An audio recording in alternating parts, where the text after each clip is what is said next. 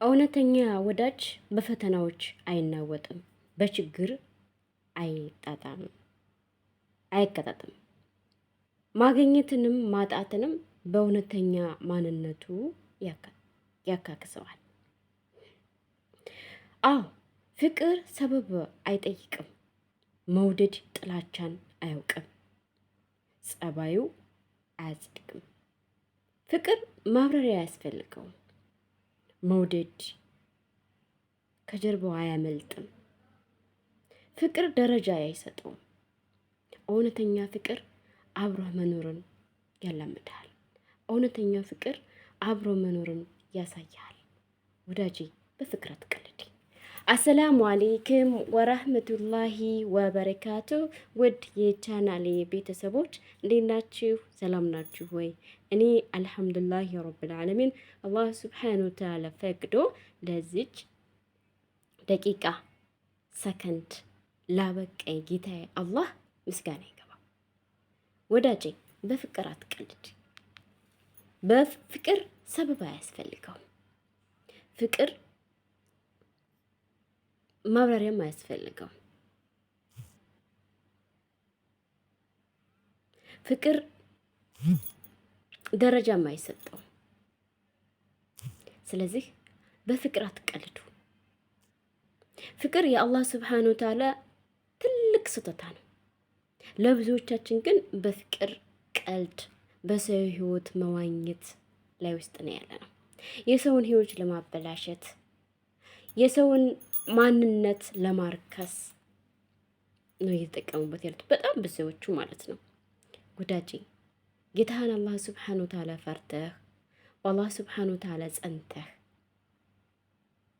እውነተኛ ፍቅር እንዲሰጥሽ ወይም እንዲሰጥህ ዱዓ አድርገህ ከልብህ።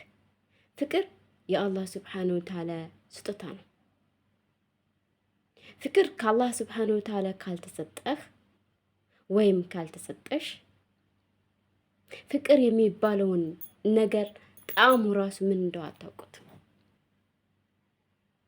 በነገራችን ላይ ፍቅር የሚለውን ነገር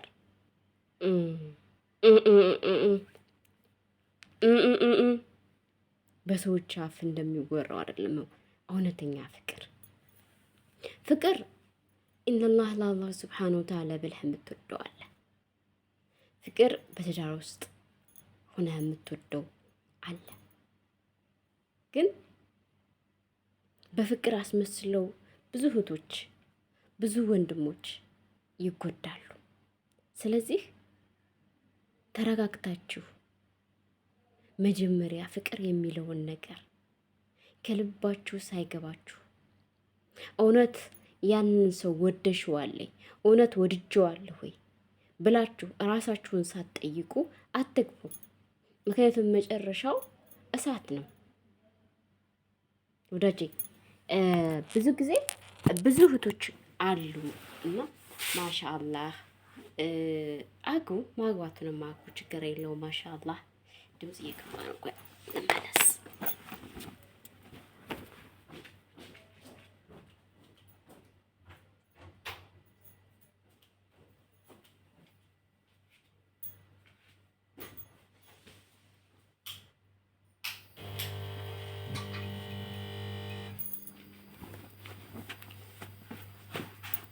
ፍቅር ይዞኛል፣ ፍቅር ስለያዘኝ ብቻ እሱን ማግባት አለብን ብለን ፉክት የምንል እህቶች አለን። እህቴ ይሄ መብራቱ ደግሞ ድምጽ አመጣ። ይሄ ፈጠነ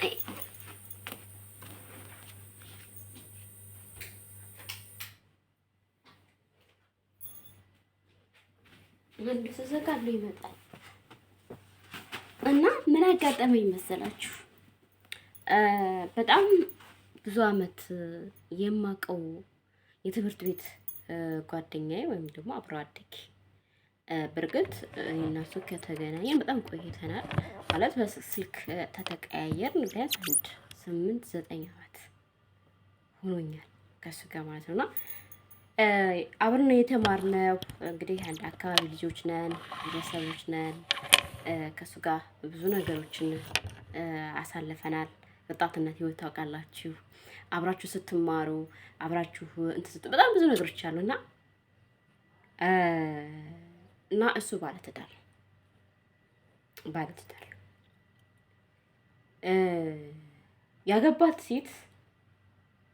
ያገባት ሴት እንግዲህ ወደድኩ በመባባል ነው የተጋቡት። ነገር ግን በሚያሳዝን ሁኔታ ልቤ ከሷ ጋር አይደለም፣ ምን ላድርግ ነው ያለው። ከሷ ጋር አይደለም ያው ማለት ከሱ ጋር ነች፣ እሱም ከሷ ጋር ነው። እሱም ከሷ ጋር እሱም ከሱ ጋር ናቸው። ገባችሁ? ግን የሱ ልብ ያለው ሌላ ቦታ ነው። የሱ ህይወት ያለው ሌላ ቦታ ነው ማለት ነው። አሁን ይቺ ልጅ ትዳሬ ብላ ጉጆ ብላ እየኖረች ነው አለ። እኔ ግን ከሷ ጋር አይደለሁም፣ ልቤ እሷ ጋር አይደለም። ልቤ ሸፍቷል። ግን ደግሞ ጨክኜ ትዳሩን የማፍረስ አቅሙ የለኝም ብሎ ሲያጫውተኝ በጣም ነው ያሳዘነኝ። በጣም ነው ያዘንኩት። ለሷም አዘንኩኝ። አንዳንድ ጊዜ በደንብ ሳናቅ በደንብ ያ ሰው ለኛ በርግጥ አላህ ሱብሓነሁ ወተዓላ ነው የሚያውቀው። አላህ ሱብሓነሁ ወተዓላ ለኛ የሚሆነው እሱ ያውቃል። ግን ደግሞ ሰበቡን እኛ ማድረግ አለብን። በርግጥ ሰበቡን እያደረገች ነው ይችልች። ግን የምትኖረው ኑሮ ሳስበው እኔ ጨነቀኝ።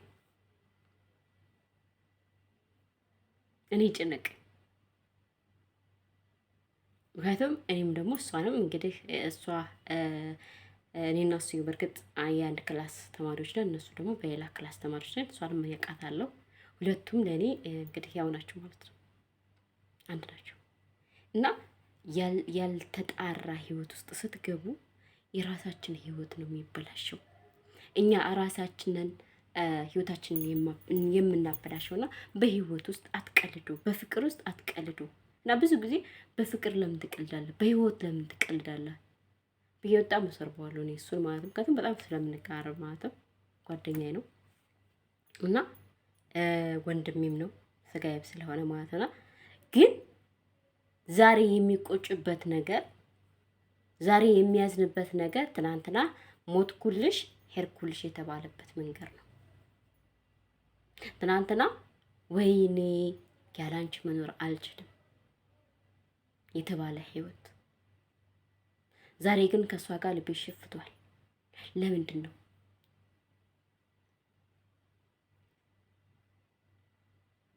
ምንድን ነው ያጣው?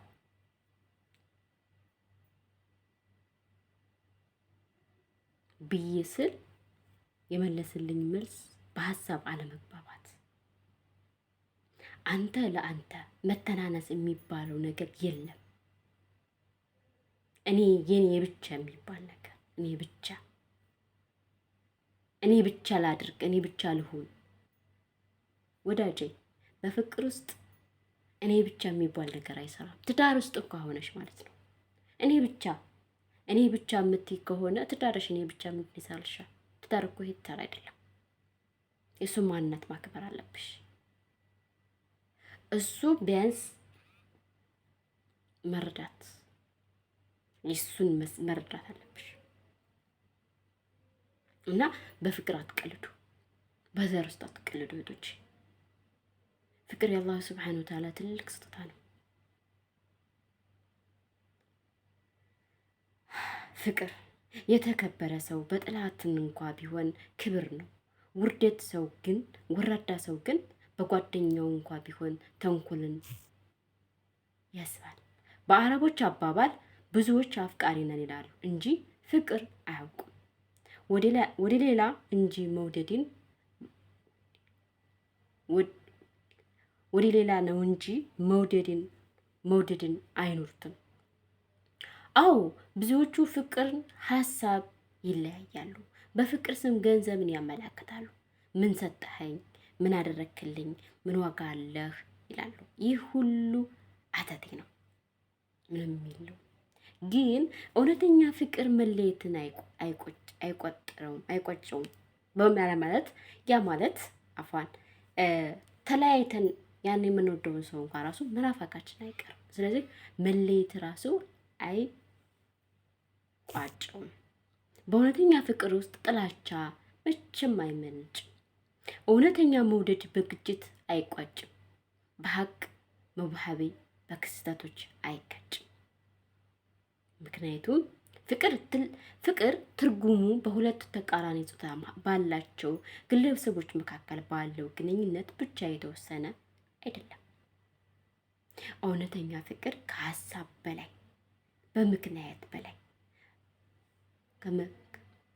ከመልክም በላይ እሱ ልክ ነው መልክ የለውም፣ እሷ ልክ ነው መልክ የላትም በመባባል አይደለም። እህቴ ወይም ወንድሜ ረጋ ብለሽ አሰቢ፣ ተረጋጊ። ተረጋጊ የሚልሽን ሰው ደግሞ መረጋጋት መታገስ ስኪና የለውም። ስም እንዲያንዱ መቅረት ይኖራል። ከሮጥ ጋር መሮጥ አቁሚ። ከሮጡት ጋር መሮጥ አቁሚ። አትሩጪ፣ ተረጋጊ።